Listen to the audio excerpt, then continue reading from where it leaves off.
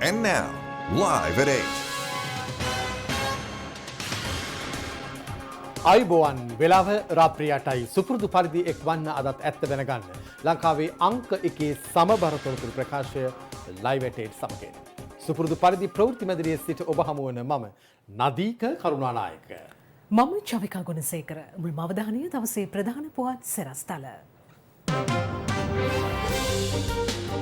හරින්ගේ ප්‍රකාශයට දස දෙසින් විරෝධය හරින් ප්‍රනාන්දු වැනි මහත්වරුන්ව අප රටේ දේශපාලන නායකයින් කිරීම කොයි තරම් උචිතද කියලා අප රටේ ජනතාවට නැගෙන ලොකු ප්‍රශ්නයක්. ආගමික නායකයෙකුට අපහාස කරොත් ඒ ඔහුගේ පිළිහිම නිසා ඔහුගේ විතරක් නෙවෙයි ඔහුගේ ඉන්න පක්ෂයටත් ඒ පිළිහිම සජිත් සමාව අයදී මේ සිදුවීම පිළිබඳව අතිඋතුම් කාඩිනල් මැල්කම් රංජිත් හිමිපාණන්ගෙන් මම සමාව අයද සිටිනවා. එක්සත් ජාතික පක්ෂයෙන් නිරපීම වළක්වාලමින් රංජිත් මද්දුම බණ්ඩාර කළ ඉල්ලීම අධිකරණය ප්‍රතික්ෂේප කරයි. නොදී තියෙන්නේ වාරණ නියෝගයේ විතරයි නඩුව දිගටම පවත්වාගෙන යනවා. මං හිතන්නේ දැන් අවශ්‍ය වෙන්නේ නැහැ සිරිකොත අල්ලන්න එන්න. කරුණා අම්මාන්ට CID හමුවේ පෙනී සිටින ලෙස පොලිසියෙන් නියෝග. තරඟ පාවාදීමේ චෝදනාව ගැන ICC හිටපු ක්‍රීඩා ඇමතිවරයාගෙන් කරුණු විමසීමේ සූදානමක්.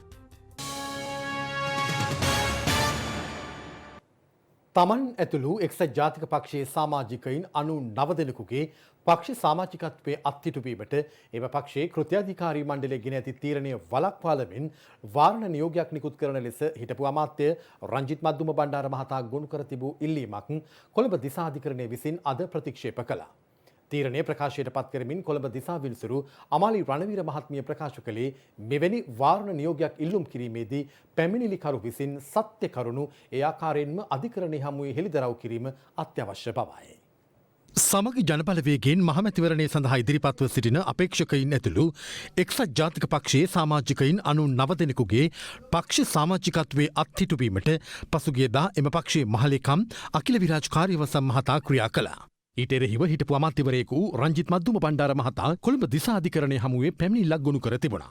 එමගින් රංජිත් මද්දුම බණ්ඩාර මහතා දක්වා තිබුණේ තමන් ඇතුළු එක්සත් ජාතික පක්ෂයේ සමාජිකයින් 99 දෙනෙකුගේ පක්ෂ සමාජිකත්වයේ අත්හිටුවීමට එම පක්ෂයේ කෘත්‍යාධිකාරී මණ්ඩලය ගෙන ඇති තීරණය ක්‍රියාත්මක කිරීම වළක්වාලමින් වාරණ නියෝගයක් නිකුත් කරන ලෙසයි. එහි තීන්දුව අද ප්‍රකාශයට පත් කළ කොළඹ දිසා අධිකරණය එක්සත් ජාතික පක්ෂයේ සමාජිකයන් 99 දෙනෙකුගේ පක්ෂ සමාජිකත්වයේ අත්හිටුවීමට එම පක්ෂයේ කෘත්‍යාධිකාරී මණ්ඩලය ගත් තීරණය වළක්වාලමින් වාරණ නියෝගයක් නිකුත් කිරීම ප්‍රතික්ෂේප කළා. අදාළ තීන්දුව ප්‍රකාශයට පත් කරමින් විවෘත අධිකරණය හමුවේ කොළඹ දිසා විනිසුරු අමාලි රණවීර මහත්මිය ප්‍රකාශ කළේ මෙවැනි වාරණ නියෝගයක් ඉල්ලුම් කිරීමේදී පැමිණිලිකරු විසින් සත්‍ය කරුණු ඒ ආකාරයෙන්ම අධිකරණය හමුවේ හෙළිදරව් කිරීම අත්‍යවශ්‍ය බවයි.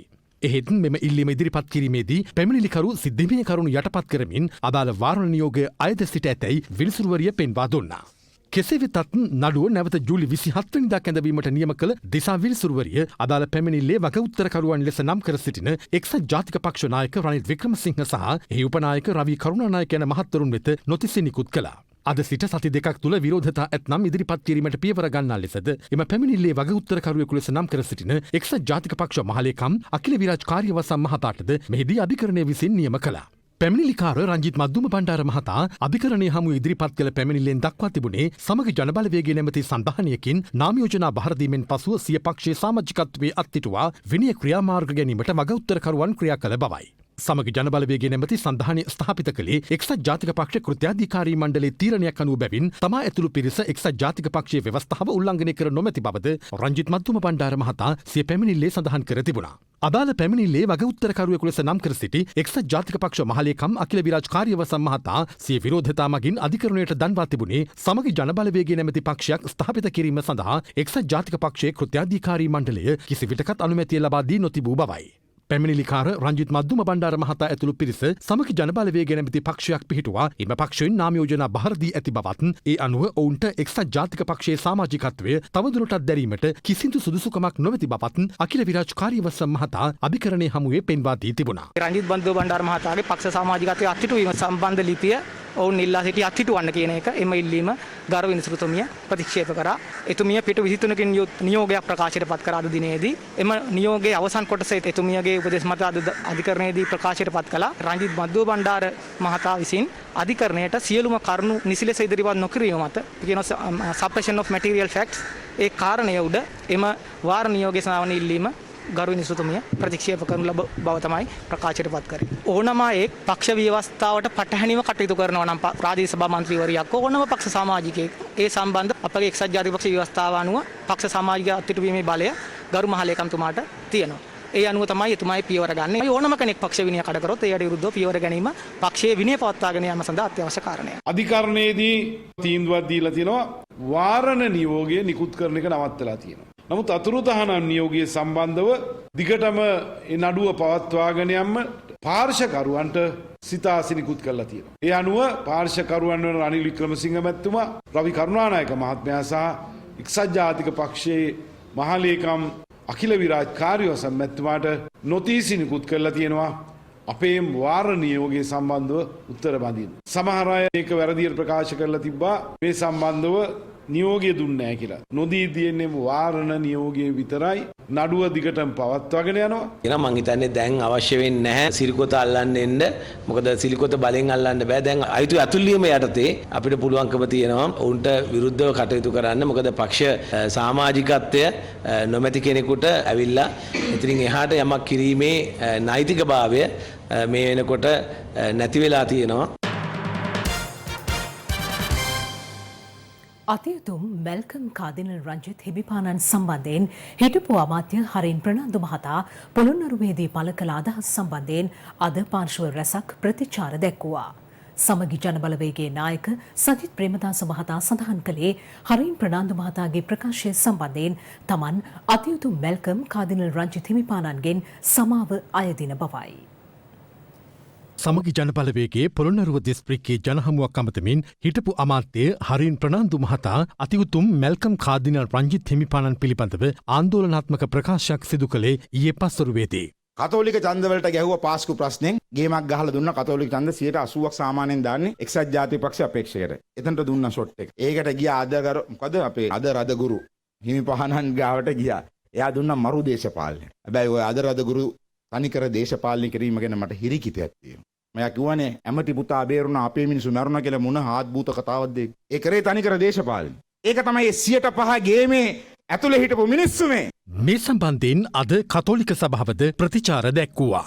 105 ගේම හිරිකිතයි වගේ වචන එහිදී භාවිත වෙනවා. අපිට ප්‍රශ්නයක් තියෙනවා අපෙන් ඡන්දෙ ඉල්ලන මෙවැනි මහත්වරුන් මේ වගේද ලංකාවේ ආගමික නායකයන් පිළිබඳව අදහස් ප්‍රකාශ කරන්න කියලා. අපි දේශපාලනයට එකඟයි.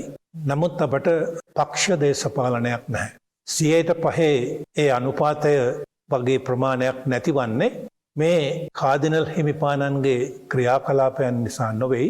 මේ වාචාල කතාවන් සහ කියුම් කෙරුම් නිසායි. ඉතින් ඒක නිසාම හරින් ප්‍රනාන්දු වැනි මහත්වරුන්ව අප රටේ දේශපාලන නායකයින් කිරීම කොයි තරම් උචිතද කියලා අප රටේ ජනතාවට නැගෙන ලොකු ප්‍රශ්නයක්. හරින් ප්‍රනාන්දු හිටපු අමාත්‍යවරයා කළ මෙම ප්‍රකාශය සම්බන්ධයෙන් හිටපු පාර්ලිමේන්තු මන්ත්‍රී නාමල් රාජපක්ෂ මහතා අද ට්වීට් පණිවිඩයක් නිකුත් කළා. එහි දැක්වුණේ මංගල සමරවීර මහතා මහා සංඝරත්නයත් හරින් ප්‍රනාන්දු මහතා අතිඋතුම් කාදිනල් හිමිපාණන් විවේචනය නොකළ යුතු බවත් දේශපාලනඥයින් කළ යුත්තේ ප්‍රතිපත්ති සම්පාදනයට සීමා වී සර්ව ආගමික පූජ්‍ය හා පූජක උතුමන්ලා විවේචනය නොකළ යුතු බවයි. මේ අතර පක්ෂ විපක්ෂ දේශපාලනඥයින් අද මේ සම්බන්ධයෙන් අදහස් පළ කළා. හරින් ප්‍රනාන්දුගේ තාත්තා කිව්වා පුතාට පුතේ අද පල්ලි යන්න එපා මොකක් හරි වෙන්න පුළුවන් ඒ හින්දා ඔබ ගෙදරට වෙලා හිටපන් කියලා. තාත්තා කියපු හින්දා ඒ හරින් ප්‍රනාන්දු බේරුණා. ඒ නිසා එයාට වේදනාවක් නැහැ මැරිච්ච 3400 ගැන. කාඩිනල් තුමාට වේදනාවක් තියෙනවා. එතුමා ඒ කිතුණුවන්ගේ මේ රටේ නායකයා නිසා. ඒ නිසා තමයි කාඩිනල් තුමන් මේ අපරාධය කරපු පාපතරයන්ට විරුද්ධව හැම විටම ක්‍රියාමාර්ග තෝරන්න කියලා බල කරන්නේ. තිබුණු ආණ්ඩුවටත් බල කරා මේ ආණ්ඩුවටත් බල කරනවා. අර දරුවන් 3400ටත් මේ තාත්තලා කිව්වනම් පුතේ අද පල්ලි යන්න එපා මේ බෝම්බයක් පිපිරෙන්න ළඟයි ඒ නිසා ගෙදරට වෙලා හිටාන් කියලා කිව්වනම් කාඩිනල්තුමාට මේ විදියට ප්‍රකාශ නිකුත් කරන්න ඕන වෙන්නේ නැහැ. ඉතින් අවාසනාවට හරින් ප්‍රනාන්දුට වගේ තාත්තලා හිටියේ නැහැ පල්ලි ගිය ළමයින්. අතිඋතුම් කාඩිනල් මැල්කම් රංජිත් හිමිපාණන් කියන්නේ මේ රටේ ඉතාමත් බිහිසුණු බෝම්බ ප්‍රහාරයකට අපේ කතෝලික ජනතාව ලක්වෙච්ච වෙලාවේ මේ රට ලේවිලක් නොකර මේ රට යුද පිටියක් නොකර ආරක්ෂා කරගත්ත ආගමික නායකයෙක්. අද වෙන විට කතෝලික බෞද්ධ මුස්ලිම් හින්දු සියලුම ශ්‍රී ලාංකීය රටවැසියන් දැඩි ආදරයක් ගෞරවයක් තියෙන ආගමික නායකයෙක් හැටියට උන්වහන්සේ පත් වෙලා හමාරයි. කතෝලිකයෝ හැටියට අපි මේ ප්‍රකාශය හෙලා දකින්නවා පමණක් නෙමෙයි මේ ප්‍රකාශය කතෝලිකයන්ට කරපු නිග්‍රහයක් හැටියට අපි දකින්නේ. අපි කතෝලික മന്ത്രിවරු හැටියට අපේ ජනතාව වෙනුවෙන් පෙනී හිටිනකොට තවත් කෙනෙක් අපේ ආගමික නායකයා කාඩිනල් හිමිපාණන්ට අපහාස කිරීම මං හිතන්නේ සමස්ත ශ්‍රී ලාංකීය ජනතාවටම කරපු අපහාසයක් ඇටියට මම දකින්නේ. මම විශ්වාස කරනවා පක්ෂය මේ පිළිබඳව තීන්දුවක් ගනීවි කියලා. ඒ විතරක් නෙමෙයි හරින් ෆර්නෑන්ඩෝ මැතිතුමා මේ පිළිබඳව ප්‍රසිද්ධියේ කාඩිනල් හිමිපාණන්ගෙනුත් කතෝලික ජනතාවගෙනුත් සමස්ත ශ්‍රී ලාංකීය ජනතාවගෙනුත් සමාව අයද සිටින්න ඕනේ. උන්වහන්සේට එම ප්‍රහාරය පිළිබඳවත් උන්වහන්සේගේ ආගමික භක්තිකයන් ඝාතනය වීම පිළිබඳවත් වේදනාවක් තිබෙනවා. ඒ සඳහා සාධාරණ පිළිබඳ අරගලයක් තිබෙනවා. ඒ අරගලය කවර දේශපාලන පක්ෂයට වාසි වෙනවද අවාසි වෙනවද කියලා කිරාමණී බැලීම ඒ තරම් යුක්ති සහගත නැහැ. එදා කතෝලික ජනතාව 300ක් මැරුණම ඒ 300 වෙනුවෙන් සාධාරණයක් ඉටු කරන්න කියන එක තමයි කඩිනිපාන ඉල්ලුවේ.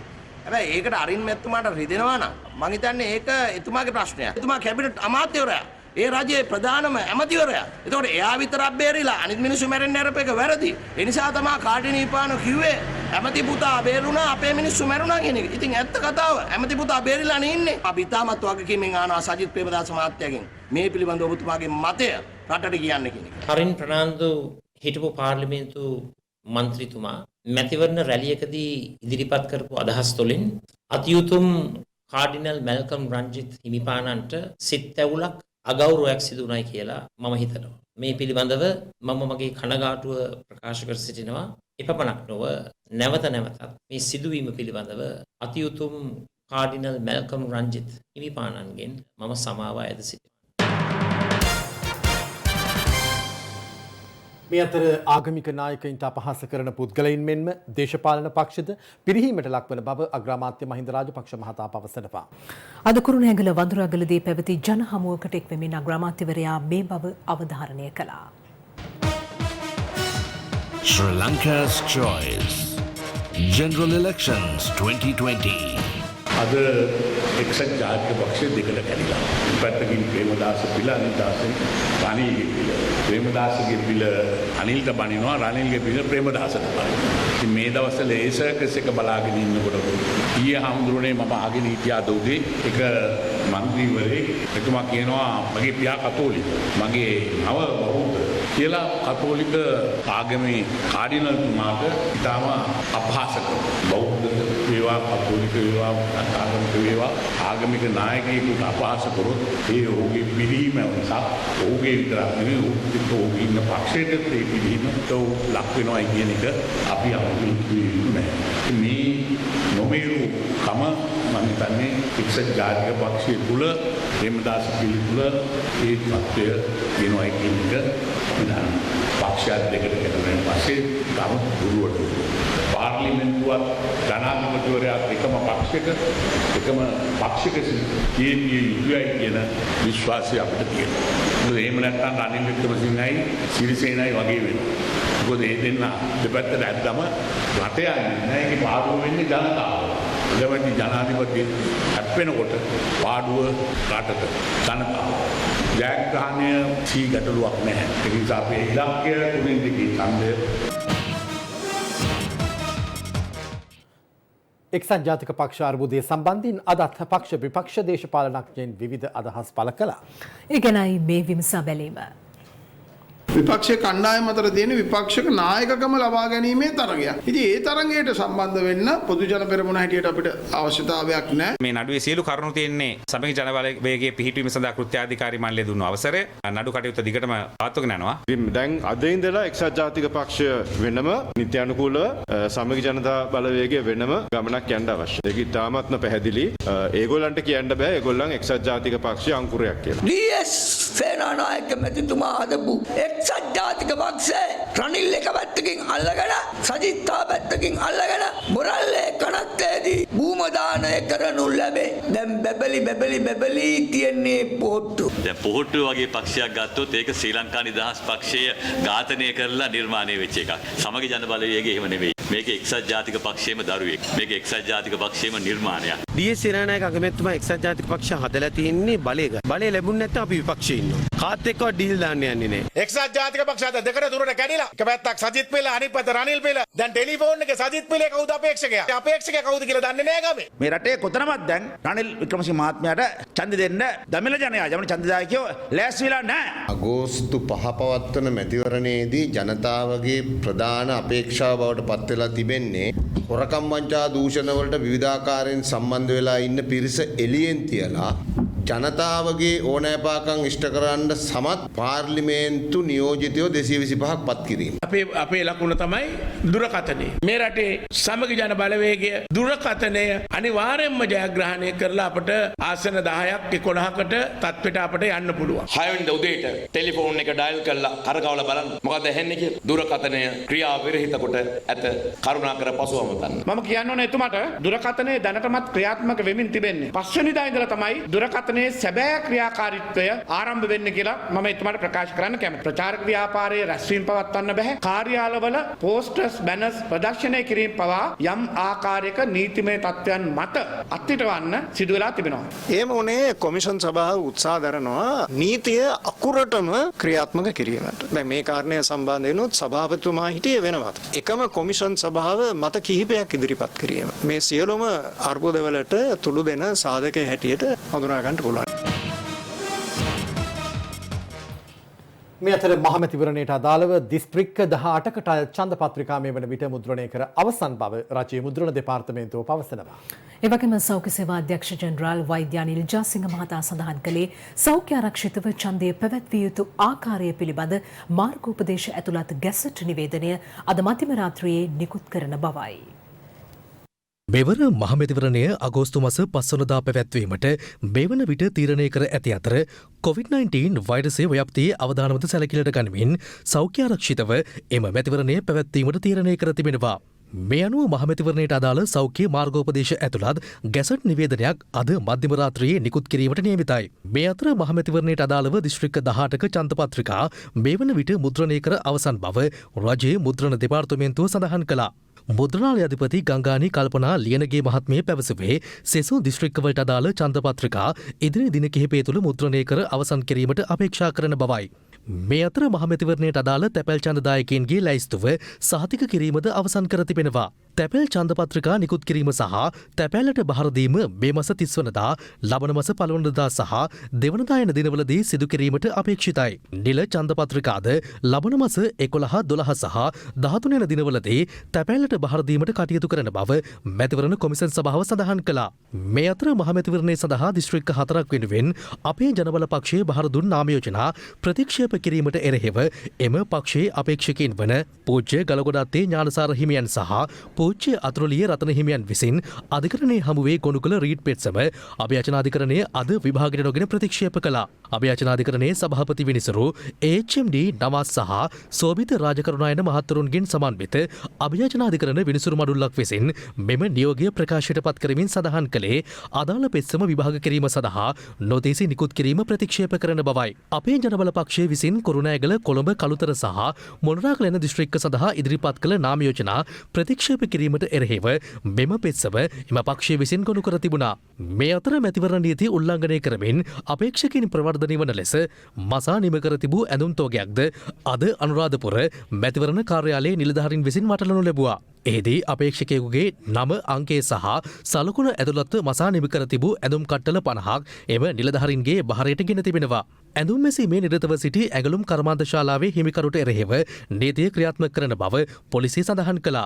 මේ අතර මැතිවරණ නීති උල්ලංඝනය නොවන අයුරින් ප්‍රචාරක කටයුතුවල නිරත විය යුතු ආකාරය පිළිබඳව මැතිවරණ කොමිසම් සභාවේ සභාපති මහින්ද දේශප්‍රිය මහතා ඊයේ වවුනියාවේදී මෙලෙස පැහැදිලි කළා. කාර්යාලවල පක්ෂයේ නම සිම්බල් එක එහෙම නැත්නම් සංකේතය සලකුණ ස්වාධීන කණ්ඩායම් වල ස්වාධීන කණ්ඩායම සහායි හඳුනා ගැනීමේ අංකයක් එහි ලකුණක් ප්‍රදර්ශනය කරන්න පුළුවන්. වර්ග අඩි 40ක ප්‍රමාණයක සිංහල සහ දෙමළ භාෂා දෙකම පාවිච්චි කරන එක වර්ග අඩි 50ක් කරන්න පුළුවන්. ඒ ප්‍රමාණයි එකම නීත්‍යානුකූල කටවුට් එක වෙන්නේ. අනිත් කටවුට් ගහන්න පුළුවන් ඕනෑම කෙනෙකුට රැස්වීමක් පැවැත්වෙන අවස්ථාවේදී රැස්වීම පැවැත්වෙන දිනේදී එම රැස්වීම පැවැත්වෙන භූමියේදී පමණයි. රැස්වීම පිට්ටනියක පැවැත්වෙනවා නම් පාරේ කටවුට් ගන්න බෑ. ඒක නීතියක්. Sri Lanka's choice.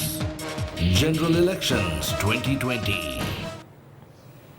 විනයගමූර්ති මුරලිදරන් හෙවත් කරුණා අම්මන්ට අපරාධ පරීක්ෂණ දෙපාර්තමේන්තුව හමුවේ ප්‍රකාශයක් ලබා දෙන ලෙසට දැනුම් දී ඇති බව පොලිසිය පවසනවා. ඒ පසුගියදා ඔහු සිදු කළ ප්‍රකාශයක් සම්බන්ධයෙන් පරීක්ෂණයක් පවත්වන ලෙසට වැඩබලන පොලිස්පතිවරයා අපරාධ පරීක්ෂණ දෙපාර්තමේන්තුවට නියෝග කිරීමත් සමගයි. තමන් කොරෝනා වෛරසයට වඩා භයානක අයෙකු බව LTT සංවිධානයේ හිටපු ප්‍රාදේශීය නායකයෙකු වන විනයගමූර්ති මුරලිදරන් හෙවත් කරුණා අම්මාන් අම්පාර ප්‍රදේශයේ පැවති රැස්වීමකට එක්වෙමින් පසුගියදා ප්‍රකාශ කළා. එහිදී ඔහු කියා සිටියේ LTT සංවිධානයේ ක්‍රියාකාරකයෙකු සිටි සමයේ තමන් හමුදා සමාජිකයින් 2000ත් 3000ත් අතර ප්‍රමාණයක් ඝාතනය කළ බවයි. ඔහුට එරෙහිව නීතිය වහා ක්‍රියාත්මක කළ යුතු බව අදාළ ප්‍රකාශයට ප්‍රතිචාර දක්වමින් දේශපාලන පක්ෂ සහ විවිධ සිවිල් සංවිධාන ඉල්ලා සිටියා. මේ අනුව අදත් පූජ්‍ය ඕමල්පේ සෝබිත හිමියන්ගේ ප්‍රධානත්වයෙන් ජාතික විද්වත් සංඝ සභාව සහ සිවිල් සංවිධානයක් පොලිස් මූලස්ථානයට පැමිණිලි ගොනු කළා. කරුණා අම්මා නැමති මේ මනුෂ්‍ය ඝාතකයා මේසා විශාල දරුණු ක්‍රියාවක් කරලත් අදත් ඔහු VIP කෙනෙක් හැටියට අදත් හමුදාවෙන් සහ පොලිසියෙන් ආරක්ෂාව ලැබමින් ඉඳගෙනයි මේ පුජ්‍යලයා මේ කියන්නේ. අපි අද පොලිස්පතිවරයාට නීත්‍යනුකූලව පැමිණිල්ලක් ඉදිරිපත් කළා. වහාම මේ පුජ්‍යලයා අත්අඩංගුවට ගන්න අත්අඩංගුවට අරගෙන නීතිය ඉදිරියට පමුණලා නිසි දඬුවම් දෙන්න කියලා. යම් පුජ්‍යලයෙක් තමා මිනී මරුවාය කියන බව තමන්ගෙම කටින් කියන නම් ඊට වඩා සාධක කුමටද? අපි අහනවා මේ රටේ නීතිපතිවරයාගෙන් මෙන්න දැන් ඔබතුමාට වැඩ පෙන්වන්න ඕන වෙලාව. වහාම මේ නීති විරෝධී මනුෂ්‍ය ඝාතකයා අත්අඩංගුවට අරගෙන නීතිය ඉදිරියට පමුණුවන්න ඇයි තවදුරටත් පවා වෙන්නේ කියලා අපි මේ රටේ නීතිපතිවරයාගෙන් ප්‍රශ්න කරනවා. මේ අතර කරුණා අම්මාන් සහ තම පක්ෂයේ අතර කිසිදු සම්බන්ධතාවක් නොමැති බව ශ්‍රී ලංකා පොදුජන පෙරමුණේ මහලේකම් නීතිඥ සාගර කාර්යවසම් මහතා පවසනවා. තා පැහැදිලිව කියන්න ඕනේ අද වෙනකොට කරුණම්මාන් මහතා අපේ පක්ෂය සමග සිටින කෙනෙක් නෙමෙයි. කරුණම්මාන් මහතා මේ වන විට දිගාමඩුල්ල මැතිවරණ කොට්ටාශයට තරඟ කරනවා අපිට විරුද්ධව ද්‍රවිඩ මහ සභා කියන පක්ෂයක් සමග එකතු වෙලා ශ්‍රී ලංකා පොදුජන පෙරමුණ සමග එකතු වෙලා තරඟ කරන්නේ නැති අපේක්ෂකයෙක් කියපු ප්‍රකාශයක් සම්බන්ධයෙන් අපිට කිසිම වගකීමක් ගන්න බෑ. කෙසේ නමුත් ඔහු ඒ සිදු කරයි කියන ප්‍රකාශය අපි දැඩිව හෙලා දකිනවා. ජාතික ලයිස්තුවෙන් මන්ත්‍රී ධූරයක් දෙන්න පොරොන්දු වෙලා නැද්ද? ඒක එතුමා කියන කතාවක්. ඒක අපි කිසිම පොරොන්දුවක් වෙලා නැහැ. ජාතික ලයිස්තුව ගැන එතුමා සමග අපි සාකච්ඡාවක්වත් කරලා නැහැ. මේ අතර පොලිස් මාධ්‍ය ප්‍රකාශක ජ්‍යෙෂ්ඨ පොලිස් අධිකාරී ජාලිය සේනාරත්න මහතා ප්‍රකාශ කළේ වැඩබලන පොලිස්පති සීඩී වික්‍රමරත්න මහතා විසින් අපරාධ පරීක්ෂණ දෙපාර්තමේන්තුවට කළ නියෝගයකට අනුව සිද්ධිය සම්බන්ධයෙන් මේ වන විටත් පරීක්ෂණයක් ආරම්භ කර ඇති බවයි. මේ සිදු කරන ලද ප්‍රකාශයට අදාළව විමර්ශනයක් කිරීම සඳහා වැඩබලන පොලිස්පතිතුමා විසින් අපරාධ පරීක්ෂණ දෙපාර්තමේන්තුවට නියම කර තිබෙනවා. ඒ අනුව ඒ මහතාව ප්‍රකාශ ලබා ගැනීම සඳහා අපරාධ පරීක්ෂණ දෙපාර්තමේන්තුවට කැඳවා තිබෙනවා. බලාපොරොත්තු වෙනවා ඉදිරියේදී මේ මහතාගේ ප්‍රකාශ සටහන් කරලා මේ විමර්ශන කටයුතු ඉදිරියට පවත්වාගෙන යන්න. ඒ සම්බන්ධයෙන් වැඩිදුර වාර්තාවක් අපරාධ පරීක්ෂණ දෙපාර්තමේන්තුව මගින් පොලිස්පතිවරයා විසින් කැඳවා තියෙනවා. දැනට දැනුම් දීමක් කරලා තියෙනවා. ඒ අනුව ඔහු අපරාධ පරීක්ෂණ දෙපාර්තමේන්තුව ඉදිරියේ පෙනී සිටී කියලා බලාපොරොත්තු වෙනවා.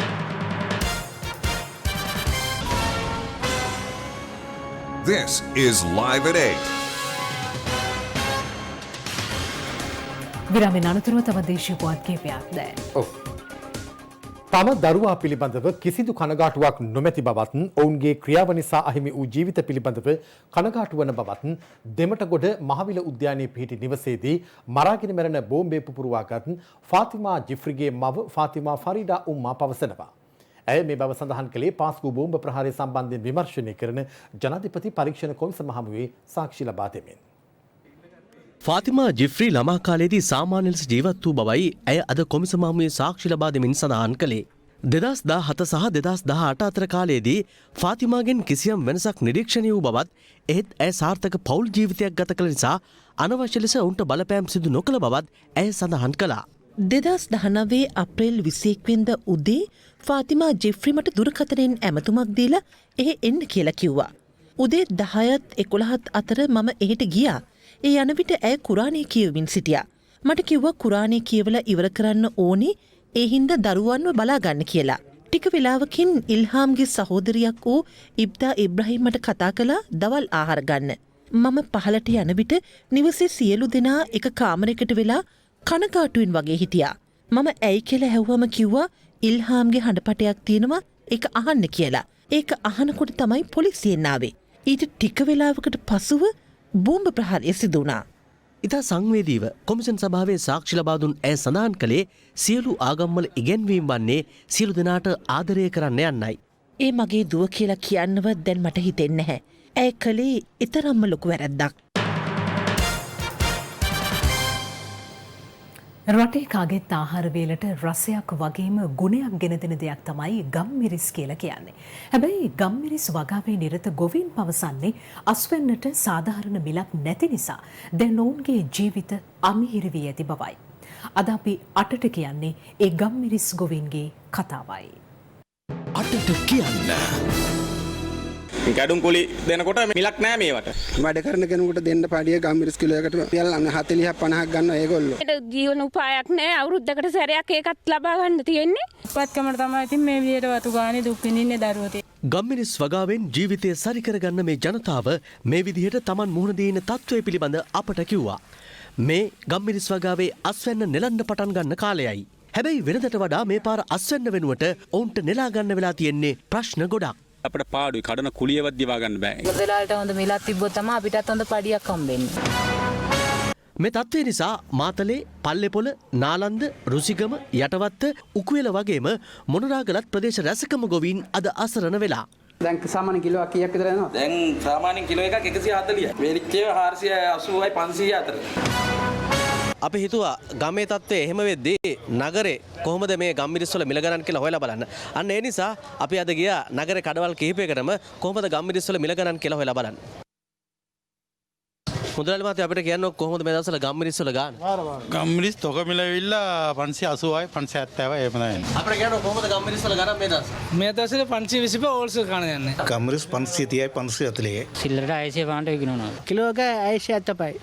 වෙළඳපොලේ තත්ත්වය මෙහෙම වුණත් අද ගම්මිරිස් ගොවින් කබලෙන් ලිපට වැටිලා හිතාගන්න බැරි තරම් අසරණ වෙලා. අපේ දුප්පත්කමට අපි ඉතින් පොඩි උන් තියාගෙන මේ දුක විඳිනවා. වැඳලා ඉල්ලන්නේ අපිට ගම්මිරිස් වලට පාලන මිලක් ලබා දෙන්න. අපි මේ ගැන අද පෙන්නුවේ මේ වෙලාවේ අටට කියන්න බලාගෙන ඉන්න බලධාරීන්ගේ අවධානය යොමු කරන්න. ඉතින් ඔබ ඔබේ අවධානය යොමු කරලා නිසි විසඳුමක් ලබා දුන්නොත් තමයි යලිත් දවසක අපිට මේ විදිහට වෙළඳපොලේ ගම්මිරිස් දකින්න පුළුවන්. දැන් රටවටින් අටට. අටට 2012 වසරේ වැලිකඩ බන්ධනාගාරයේ වෙඩි තැබීමේ සිද්ධියට තමාගේ කිසිදු සම්බන්ධයක් නැතත් පැවති ආණ්ඩුව තමා එම සිදුවීමට සම්බන්ධ කිරීමට උත්සාහ දැරූ බව එවක මද්‍රව්‍ය විනාශක කාර්යාංශයේ පොලිස් පරීක්ෂකවරයෙකු ලෙස කටයුතු කළ නියමාල් රංගජීව මහතා පැවසුවා. ඒ පසුගිය සමයේ සිදු වූ බව කියන දේශපාලන පරිගණනය පිළිබඳ සෙවීමේ ජනාධිපති කොමිසම හමුවේ පෙනී සිටිමින් ඔහු මේ බව සඳහන් කළේ මද්‍රව්‍ය ජාවාරම්කරුවෙකු ලෙස සැලකෙන සමන්ත කුමාර නොහොත් වෙලේසුදාගෙන් තමන්ට ලැබුණු තර්ජනාත්මක දුරකථන බොදුවක්ද අදාළ කොමිසම හමුවේ ඉදිරිපත් කරමින් බලපත්‍ර නොමැතිව අලියතුන් 5 දෙනෙක් සන්තකයේ තබාගෙන ජාවාරම් සිදු කිරීම සහ ඊට කුමන්ත්‍රණය කළ බවට චෝදනා කරමින් නිරාජ් රොෂාන් හෙවත් අලි රොෂාන් ඇතුළු විත්තිකරුවන් 8 දෙනෙකුට එරෙහිව ගොනු කර තිබෙන නඩුවේ විත්තිකරුවන් 9 දෙනෙකුට එරෙහිව ප්‍රමාණවත් සාක්ෂි නොමැති හේයින් ඔවුන් නිදොස් කොට නිදහස් කිරීමට කොළඹ ත්‍රිපුද්ගල විශේෂ මහාධිකරණය නියෝග කළා. ශ්‍රී ලංකා නිදහස් පක්ෂ උපලේකම් දුරෙන් සහ මධ්‍යගම ආසන සංවිධායක දුරෙන් ඉවත්වීමට තීරණය කළ බව හිටපු පාර්ලිමේන්තු මන්ත්‍රී නිශාන්ත මුතුහෙට්ටිගම මහතා අද පැවසුවා. මේ අනුව ඉදිරියේදී තමන් ඇතුළු පාක්ෂිකයන් ශ්‍රී ලංකා පොදුජන පෙරමුණේ සමාජිකත්වය ලබා ගන්නා බවයි ඔහු පැවසුවේ. කැකිරාවේ වගා බිමක කලක පටන් පවත්වාගෙන ගිය සූදු පොලක් වැටලීමට උතුරු මැද පළාත් දිසා දූෂණ මර්දන ඒකකය ඊයේ සමත් වුණා. මේ වැටලීමේදී රුපියල් 50,000ක මුදලක් සහ සැකකරුවන් 9 දෙනෙක් පොලිසිය අත්අඩංගුවට ගත්තා. උතුරුමැද පළාත් දිශා දූෂණ මර්දන ඒකකයේ නිලධාරීන් ඊයේ රාත්‍රී 9:30ට පමණ කැකිරාව ප්‍රදේශයේ කැලෑබැද වගාබිමක පවත්වාගෙන ගිය එම සූදුපොළ වැටලීමට කටයුතු කළා. එම සූදුපොළට පිවිසෙන සියලු මාර්ගවලට ඔත්තුකරුවන් යොදවා තිබීම නිසා පොලිසියට වැටලීම සිදු කිරීම එතරම් පහසු වූයේ නැහැ.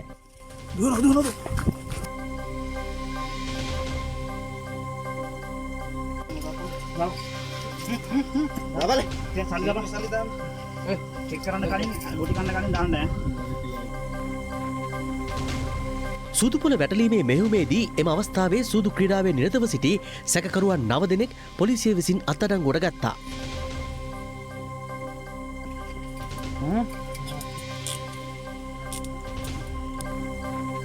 සැකකරුවන් සතුව තිබූ රුපියල් 50,000ක මුදලක්ද පොලිස් භාරයට ගැනුණා.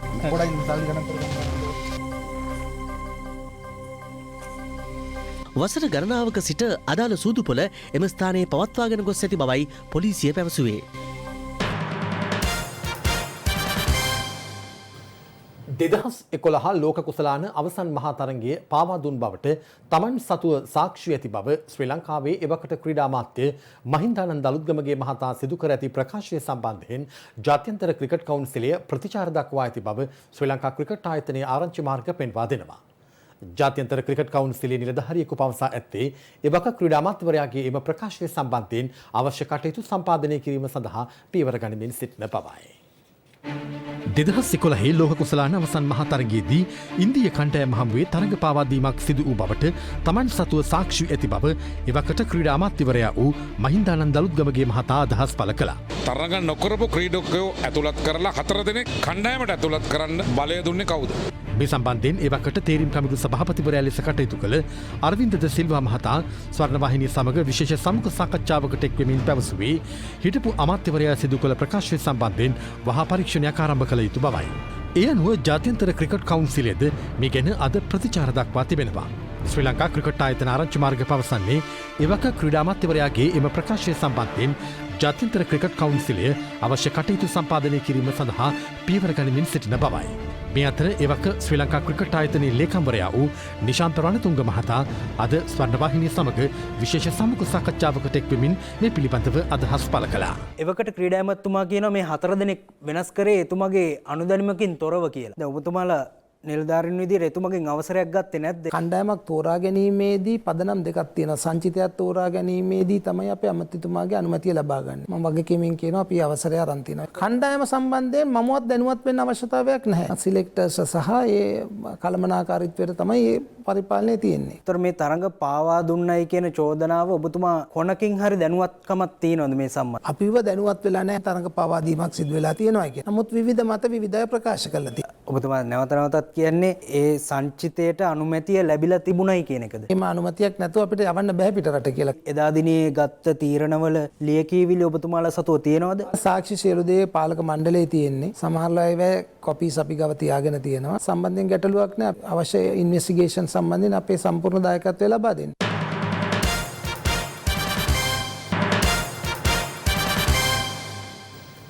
ලයිව් එට් අදට අවසන්. මම නදීක කරුණානායක. මම චවිකා ගුණසේකර. යලි හමුවීම රාත්‍රී 10ට. සුබ රාත්‍රියක්. සුබ රාත්‍රියක්.